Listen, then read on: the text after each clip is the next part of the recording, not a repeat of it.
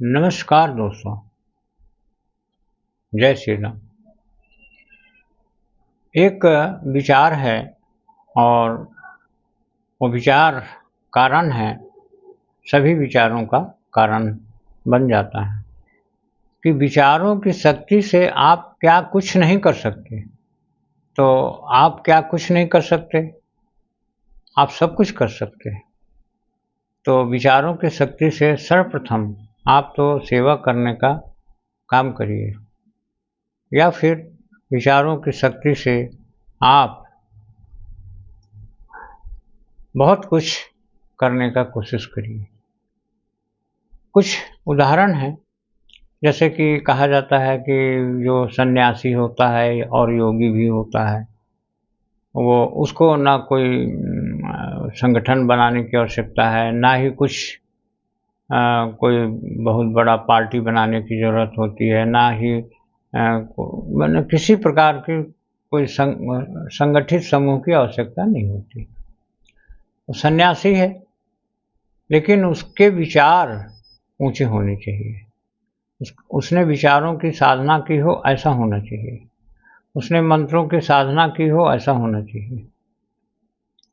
तो एक योगी, एक सन्यासी जो सही सही का योगी, सही सही का सन्यासी है, यदि वो किसी पोस्ट में है या नहीं है, उसे कोई फर्क नहीं पड़ता। वो क्या कर सकता है? बहुत कुछ कर सकता है। जैसे वो देश की सेवा कर सकता है, किसी भी व्यक्ति की सेवा कर सकता है, किसी बहुत बड़े विभीषिका को शांत कर सकता है। और देश की स्वतंत्रता में जैसे मान लो अरविंद जी को कहा जाता है कि उन्होंने मौन रह के देश की स्वतंत्रता दिलाई। तो ऐसा भी आप कर सकते हैं, लेकिन योगी होना चाहिए।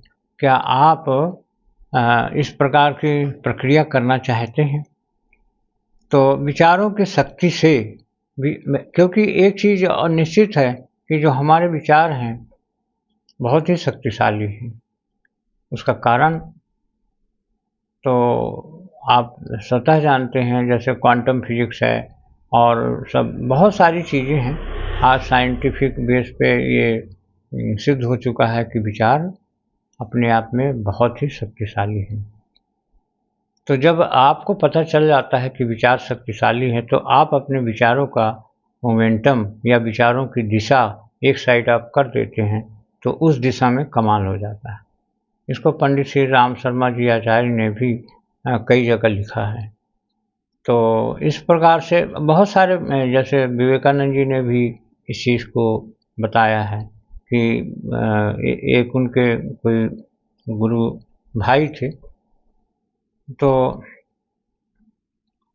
उनके बारे में लिखा है कि वो बहुत तरह के भगवान रखते थे, और फिर वो क्या किए, और रोज़ उनको पूजा पाठ करते थे। कम से कम 1 घंटा 2 घंटा उसी में लग जाता था उनका टाइम।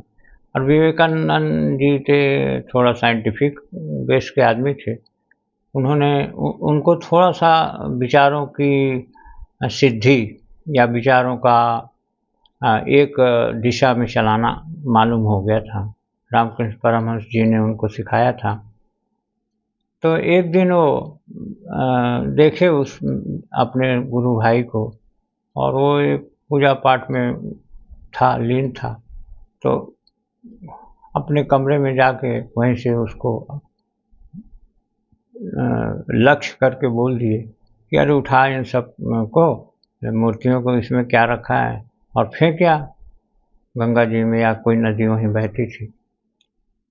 और फिर आके बाहर देखने लगे, तो थोड़ी देर में वो बेचारा, उनका जो गुरु भाई था, रोते हुए निकला और वो सबको एक गठरी में बांधा और फेंकने जा रहा था। तो उधर से रामकृष्ण जी परमहंस जी आ रहे थे, और फिर उन्होंने उसको रोका कि तो रुक अभी, ये तेरे कृत्य नहीं है, रुक, अभी मैं बताता हूँ। और विवेकानंद जी के पास गए और उनको बोले कि ये तूने क्या किया, ये किस प्रकार की तेरी साधना है, और फिर मैं उस दिन उन्होंने बोले मैं तेरी ये साधना छीन लेता हूँ, एकाग्रता की चाबी।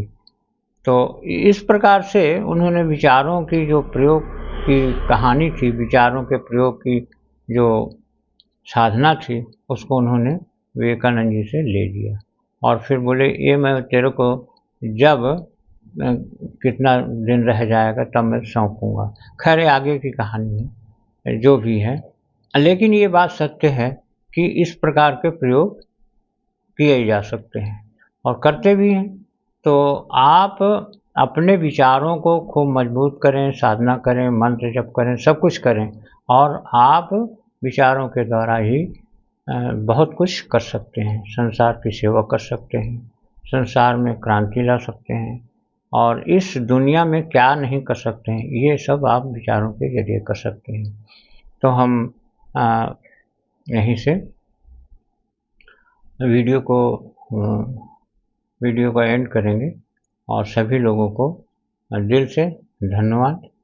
वीडियो को लाइक करें, शेयर करें, सब्सक्राइब करें और जो आपको पसंद नहीं आता है या पसंद आता है उसको आप उसमें लिख दिया करें और सब्सक्राइब करें। सब्सक्राइब करने के बाद बेल आइकन का घंटा भी दबा दिया करें, जिससे आपके पास में हमारी जो वीडियो हैं वो उसका नोटिफिकेशन पहुंचेगा आपको।